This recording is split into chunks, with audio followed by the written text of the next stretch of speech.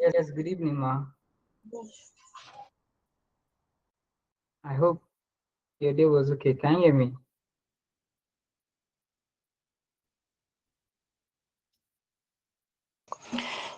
Okay, this is already 6 minutes after 8, and let's give them like four extra minutes. That's when it's 8:10. We can officially kick off. Okay. It's fine.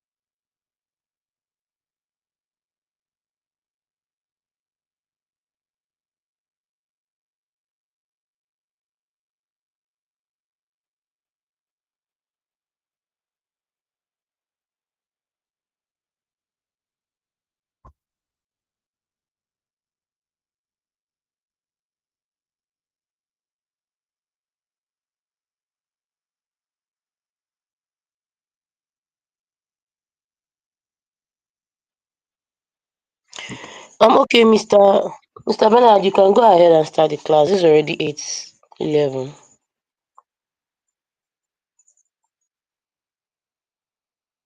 It's okay, ma. Please, can you hear me? Hello?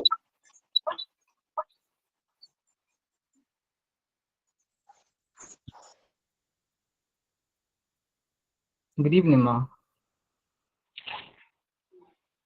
Good evening. I said you can go ahead and start the class. It's already 8:11. Okay, it's fine. Eh, Good evening, everyone. Good evening. Okay. Please, can everyone hear me better?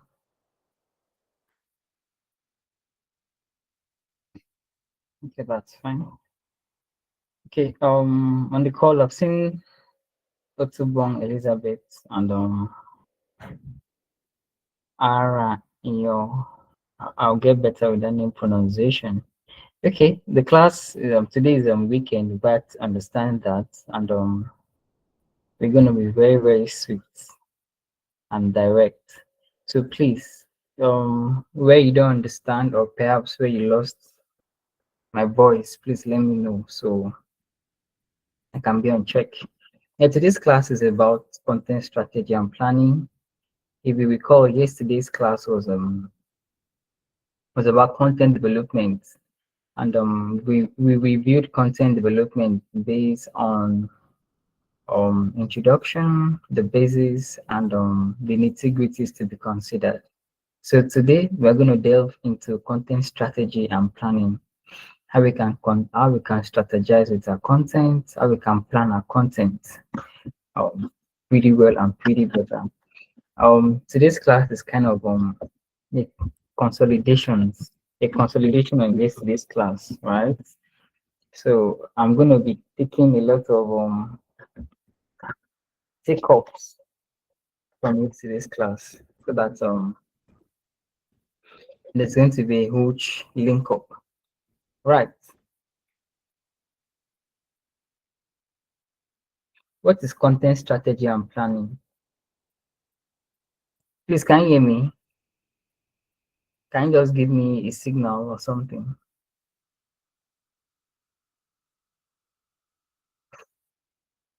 Okay, that's fine. Content strategy is a blueprint that defines how content will be created, managed, and used to achieve business goals. It focuses on understanding the target audience, setting clear objectives, and aligning content with brand values. A good strategy ensures every piece of content serves a purpose rather, and delivers consistent value. Then content planning also comes immediately, which involves organizing and scheduling the creation, publication, promotion of content across platforms and all of that. Now, you don't just wake up and you say you want to do a content, right? And just start writing anything that comes to your head or anything you see on chat gpt, for instance. You need to understand what you want to do. How are we going to plan this content? How is this content going to sustain us over a number of time? How are we going to keep up with the market trend? How are we going to keep up with the social media pace and trend, right? What is our competitors doing? How can we beat them at this game? So these are all of the things you capture in your strategy and planning. You don't just wake up, as I mentioned earlier, and start just writing anything that comes into your head. You must be very strategic. Are we doing infographics today? Are we doing content tomorrow? Are we doing videographics tomorrow? Right? Are we doing shorts? Are we doing shorts kind of skits the next day? How do we intend to engage our followers? Right? So all of these are encapsulated in strategy and planning. Nice. The difference between content strategy and content marketing, by the way, I would like to consider like three differences between content strategy and content marketing. Now, strategy brings the focus, purpose, and scope. Now, content strategy focuses on planning, organizing, managing content to meet business goals. while marketing focuses on using content to attract, engage, and retain customers. So content mark strategy and content marketing, just like content strategy is the ha- is the raw material, while content marketing is the result, is the produce, is the product, right? So at times people do get it mixed up. What is content strategy? What is content marketing? Are they not the same word? Perhaps could they be synonyms or antonyms or homophones? No. Content strategy is the hard work you put in, is the raw material that comes in into content, how you can make your content fly and being and get to be recognized. While marketing has to do with the results that is gotten out of a lot of strategy and planning and what have you. So as I said, what differs all of them is the focus, the purpose, and the scope. That's fine. Key components of a successful content strategy. What do you need to consider to making sure that your content meets the right strategy? First, you must have your goals and objectives in mind. What are your goals? What do you intend to achieve with your content? Then you must also have in the back of your mind your target audience. Now, if your target audience is for children, you don't really need to come and write plenty talk. You just need to do few caption and more of interactive pictures, right? Now we call it motion pictures.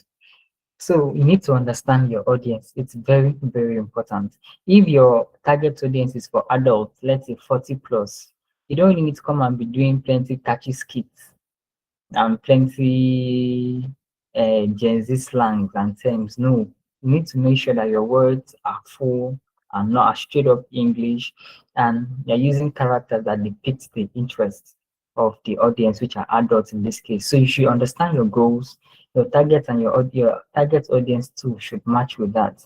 Then you also have a planning, content planning and creation.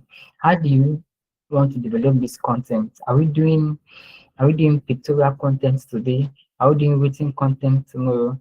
Are we doing skits? Are we doing video next tomorrow? What kind of pictures is going to fly with them? Does what kind of color are we using our pictures on which background is flying? So all of these things are things you need to consider. They are factored into content planning and creation. It's all about a structured plan for creating high quality, valuable and relevant content, right? So then you must also know how to distribute your content too. As I mentioned earlier, there's some content that are good on blogs, like blog posts.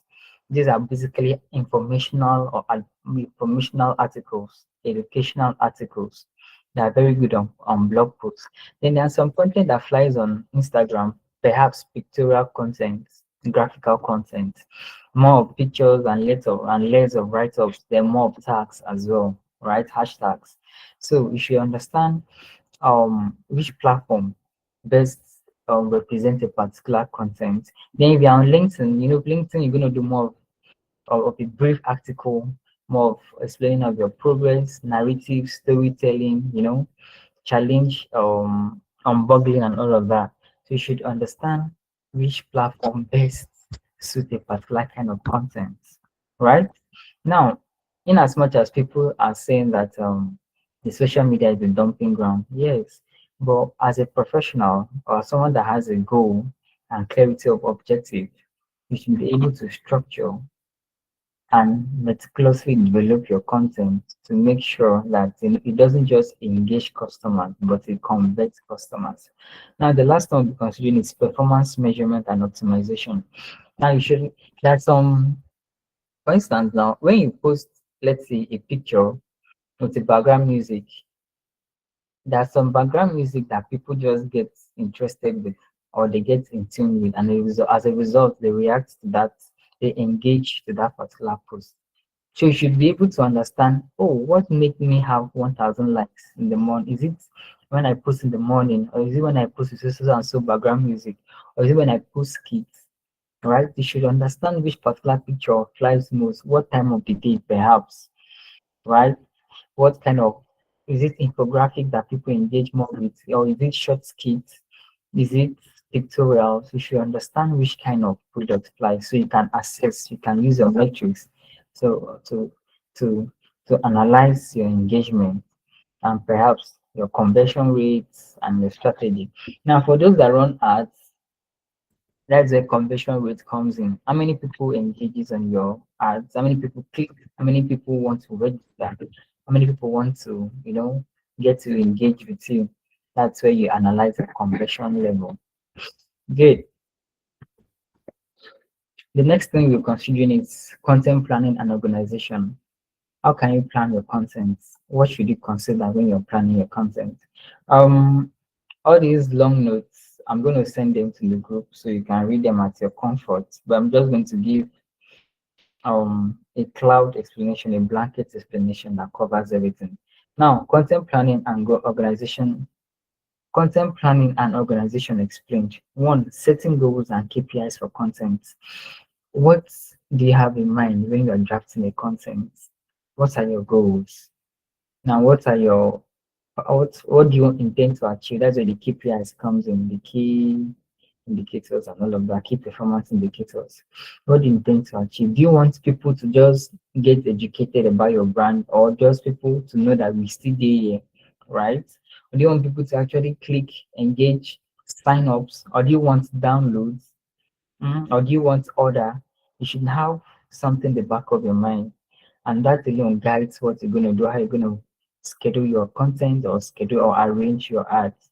So setting goals and knowing your KPIs for your content is going to guide you. It's very, very important.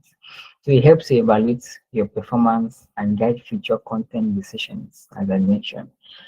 Okay. Content planning and organization still explained. Now, number two, out of that, how you can plan your content well and make it well organized, creating a content calendar and workflow, right? Now, I mentioned earlier that as a content writer, a content creator, a content curator, as the case may be, you should have a content calendar. It helps you know which one flies where and which particular content flies which day. Some people like posting inspirationals on Monday, like infographics, as some people will call it. They come on Monday, or you can be the best of what you can be. If you are hungry, like let's say for our people that are in the food environment, uh, after a busy day at work, you can come and call up at so and so and so place. Yes, that's good for Monday. Then for people that maybe are in the professional world, oh, we can assist you. Monday at times are very hardworking days, or Mondays can get busy. But as a professional business like this, we can assist you achieve your goals with less stress or seamlessly. Or we can engage us to help you achieve your weekly targets or your tasks. We can assist you complete your tasks in less than an hour. Such kind of content flies from Monday. People are trying to inspire people that are going back to work, are returning to work. Then while you are also inspiring them, you also try to sell yourself, sell how you can help these people get better with your product or your service, right?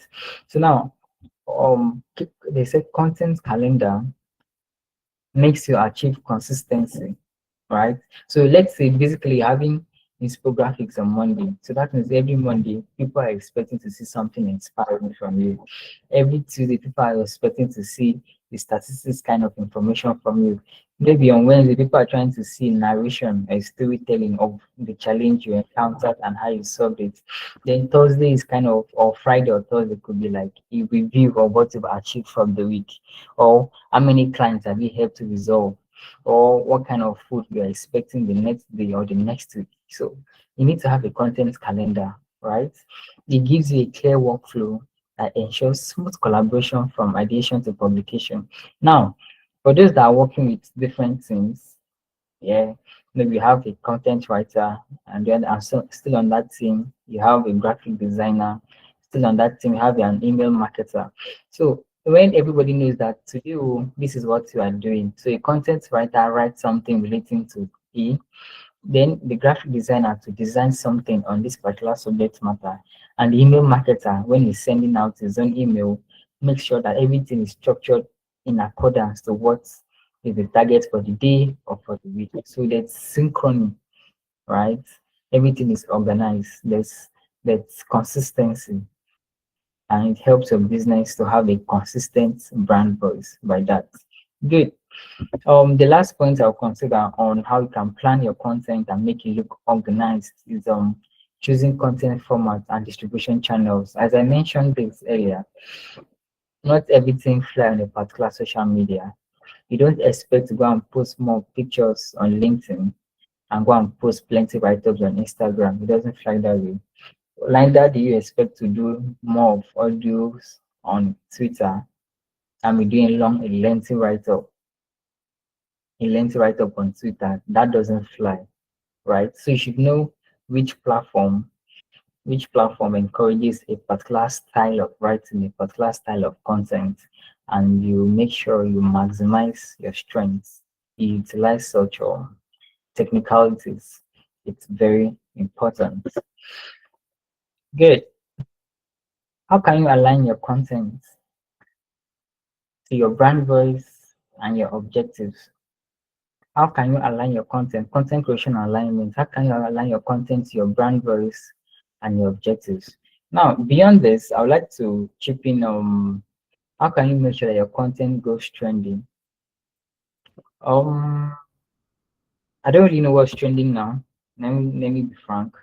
But I feel sometimes last week something was trending. What was trending last week? I think VDM. What did VDM do? Okay, VDM and this person and Billboard. I think that's what's trending currently. So as a content writer, there are some people that be like, okay, let's say people that sell data, they will now come and say, don't miss out on the current gist. Come and buy data. Like we offer affordable data for you to stay on current gist, something like that. Oh, did you hear what VDM said? Buy data or update your information store with sources and so on. So cheap data, we offer this, offer that. So you can make sure that your content, apart from aligning from your, because this all these points here is what I've made already. Your brand voice, color, choice of words, and all of that, that's fine. But I'm trying to go beyond that to make sure that you can also catch up on what's trending, right? You can detail your content in a way that's trending. Or, okay, after the argument, make sure you don't forget to come and cool off and so stuff. After arguments, you go chop, right? So just find a way to jump on the bandwagon in your form, your trend and your content. Make sure that it's a little bit stylish, a little bit creative, and quite engaging. So all of these things count. As for your SEO, your storytelling techniques, these are basics. You're developing consistent and engaging messages here, it's fine.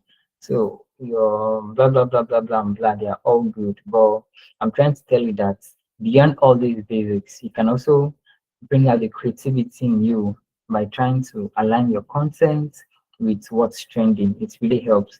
Then for those that are on Instagram and Twitter, all those hashtags they help.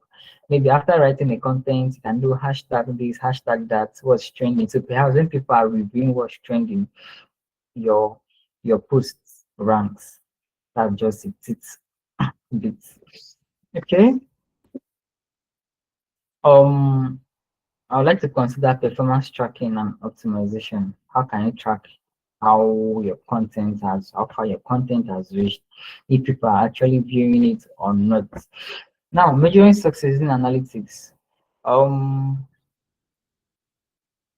there are different softwares you can use to track if people are engaging on your platform. I'm trying to find it. Google Analytics is one of them. Google Analytics is going to make you know how many persons has visited your website within so and so duration or so and so day, right? How many persons have clicked on your post, how many persons have liked your post, or which impression, how many persons have seen it. So this is all of what you can achieve with analyzing or tracking your performance, right? Then interpretation of engagement metrics and return on investment means like these are all these analytics tools going to help you trace the success of your posts, right? If people have engaged with it, how many persons saw it, how many persons liked, commented, retweeted, or reshared or something or forwarded. This Google Analytics tool helps you with that. Is Google Analytics is the most popular amongst all of them. Though there are other analytical tools, but Google Analytics is a little bit user interface friendly and detailed. You can see how many persons clicked, how many persons liked, how many press then meta meta meta analytics too. Yeah, that's how it's called. Meta, I've forgotten the other name, but it's meta something, meta analytics. Also helps you track stuff that are related to Facebook, like Facebook and Instagram impressions. Meta can help you do that. So by that, I think we've come to our summary. What is the essence of content strategy and content planning? One, it gives you purpose and goals, then makes you understand your audience, then makes you know how you can distribute your content and create them to meet your audience and to match with your purpose. Then lastly, you can easily measure optimization. Remember, I said today's weekend, a lot of people have a lot of stuff to prepare for the new week. So my class really hopes to be very, very brief. So please, if you don't understand something, I'm open for to questions, queries, clarifications, observations. The floor is open, please. Thank you.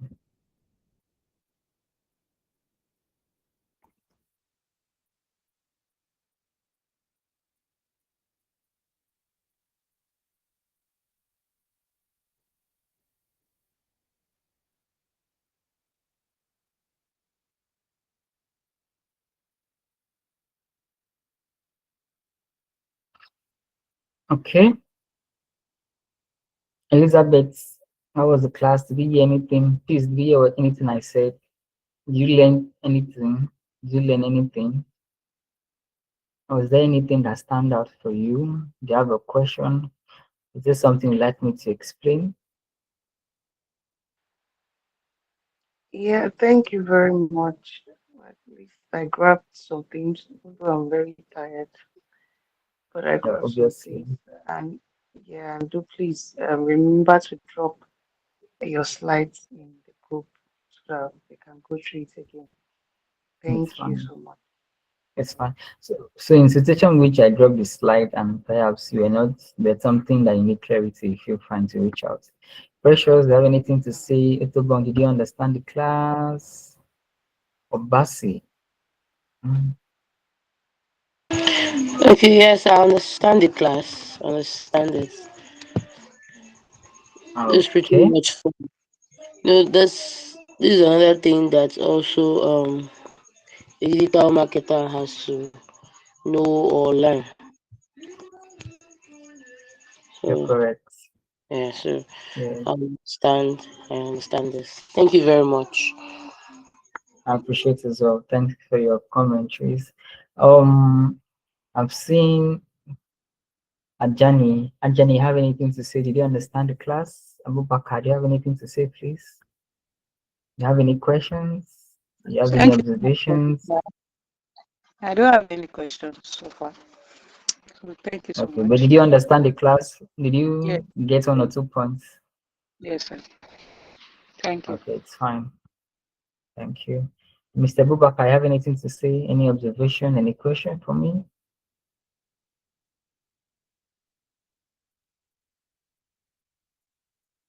Mr. Bubak, are you there? Have you left us? Okay, I can hear you. I have nothing to say. Thank you so much. okay, that's fine. Mr. Amarachi, you respect your gender. Amarachi, do you have anything to say?